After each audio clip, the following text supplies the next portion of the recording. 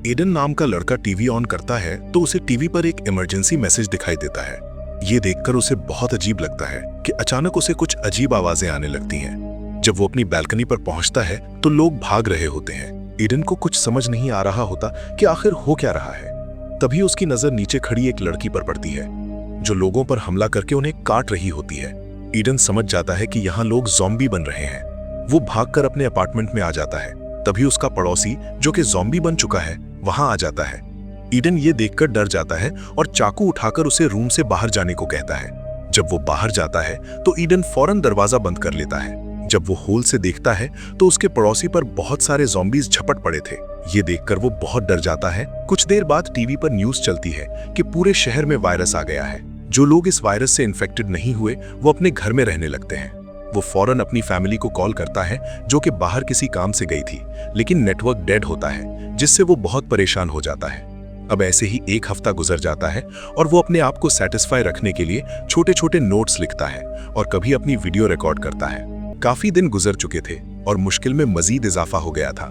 जब एडन पानी का नल खोलता है तो पानी की एक बूंद भी नहीं आ रही थी और खाना भी काफी कम हो गया था। जब एडन लैपटॉप यूज कर रहा होता है तभी उसे किसी की आवाज आती है। वो चौकन्ना हो जाता है। जब वो देखता है तो उसके अपार्टमेंट में एक इन्फेक्टेड लड़की आ जाती है जिसे वो मौका पाकर मार देता है और जिस रास्ते से वो आई थी उसे बंद कर देता है। एक दिन जब वो रिकॉर्डिंग कर रहा होता है उसे अपने फोन पर कॉल आती है। वो जल्दी से फोन की तरफ भागता है। जब वो कॉल उठाता है तो उसकी मॉम और डैड कहते हैं, हम रास्ते में आ रहे थे लेकिन ज़ॉम्बीज ने घेर लिया है और हम पर अटैक कर रहे हैं, जिससे चीखों पुकार सुनाई देती है और फोन बंद हो जाता है। अब एडन बिल्कुल टूट जाता है और एक मैसेज रिकॉर्ड करता है जिसमें वो बताता है कि आज वायरस के फैले हुए 42 दिन हो गए हैं और मैंने 2 दिन से कुछ खाया पिया भी नहीं। अब जीने की हिम्मत खत्म हो गई है, जिससे वो सुसाइड करने की कोशिश करता है। लेकिन अच्छी बात यह है कि उसे सामने विंडो में एक लड़की नजर आती है जिससे वो अपना इरादा कैंसिल कर देता है और उस लड़की को देखने लगता है क्योंकि उसने बहुत दिन बाद किसी इंसान को देखा था।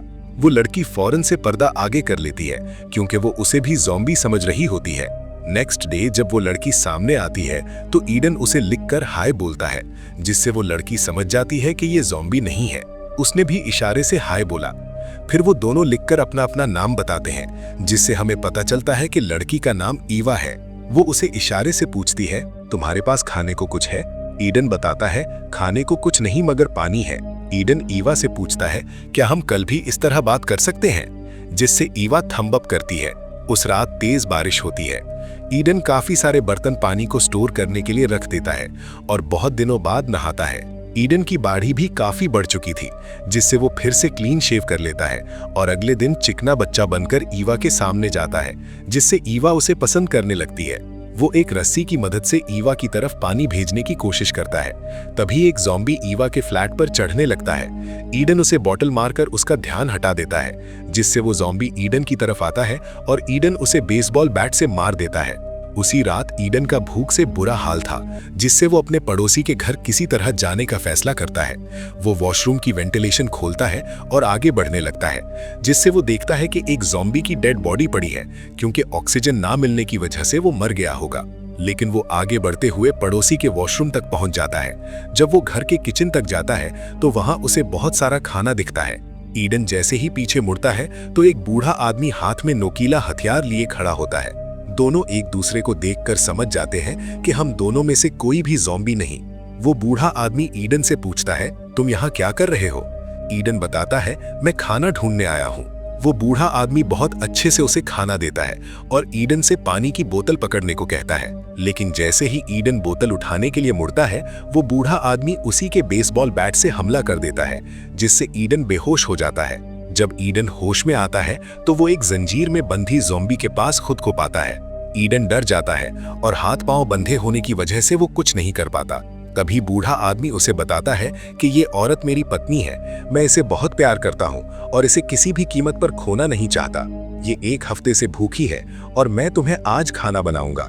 एडन बहुत रोता है और उसकी मिन्नत समझता है कि मुझे छोड़ दो, तुम्हें ऐसा करके कुछ नहीं मिलेगा क्योंकि अब तुम्हारी पत्नी इन्फेक्टेड है और वो खुद ही कुछ दिन में मर जाएगी। लेकिन बूढ़ा आदमी उसकी एक नहीं सुनता और एडन को कहता है कि मैं तुम्हें बेहोश करने वाला इंजेक्शन लेकर आता हूँ। जब वो बाहर जाता है तो ईडन अपने आप को किसी तरह आजाद कर लेता है और दरवाजे के पीछे छुप जाता है। जैसे ही बूढ़ा कमरे में आता है, ईडन बूढ़े पर झपटकर उसकी पत्नी के आगे फेंक देता है और बाहर निकलकर दरवाजा बंद कर देता है। अभी मुश्किल कम नहीं हुई कि और भी मुश्किलें आ जाती है। अब ईडन को पता चलता है कि ईवा भी ज़ॉम्बीज में फंस चुकी है और वो चादरों से बनी रस्सी की मदद से नीचे उतरने लगता है, लेकिन वो नीचे गिर जाता है। उसकी आवाज सुनकर एक इन्फेक्टेड आदमी उसकी तरफ आता है जो पास पर होता है। ईडन गन से उसे मार देता है, लेकिन गोली की आवाज सुनकर बहुत सारे ज़ॉम्बीज उसकी तरफ आते हैं और वो ईवा के फ्लैट की तरफ भागता है। ईवा भी चादरों से बनी रस्सी को ईडन की तरफ लपकती है। वो ऊपर चढ़ता है, लेकिन उसकी टांग के साथ एक ज़ॉम्बी लटक जाता है, लेकिन ईडन समझदारी दिखाता है और एक फ्लैट में कूदकर ऊपर से रस्सी काट देता है, जिससे ज़ॉम्बी नीचे गिरकर मर जाता है। और खुशकिस्मती से ईवा भी उस फ्लैट में कूद जाती है, जिससे दोनों मिल जाते हैं। लेकिन जल्द ही वो निकलने लगते हैं तो अचानक से ज़ॉम्बीज अंदर आते हैं। दोनों दरवाजे के पीछे छुप जाते हैं और मौके का फायदा उठाकर बाहर निकल जाते हैं। ये लोग यहाँ से तो बचकर निकल जाते हैं, लेकिन रास्ते में एक ज़ॉम्बी ईडन पर अटैक कर देता है।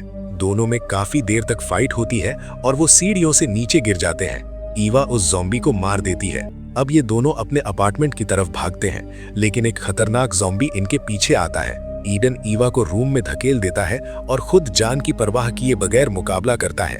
जब ईडन अंदर आता है तो ईवा को अपने से दूर रहने को कहता है और उसे बेसबॉल बैट पकड़ते हुए कहता है, मुझे मार दो, मैं अब इन्फेक्टेड हो चुका हूँ और मैं नहीं चाहता कि कुछ देर में ज़ॉम्बी बनकर तुम्हें मार दूं।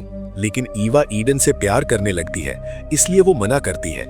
अब ईडन सुसाइड करने के लिए बिल्डिंग से कूदने लगता है, लेकिन जब वो अपनी शर्ट उतारता है तो उसे अपनी बॉडी पर किसी किस्म का कटने का निशान नहीं नजर आता, जिससे वो बहुत खुश हो जाता है और ईवा को हग करके तब तक यहाँ रहने का डिसाइड करते हैं जब तक ये वायरस खत्म नहीं हो जाता।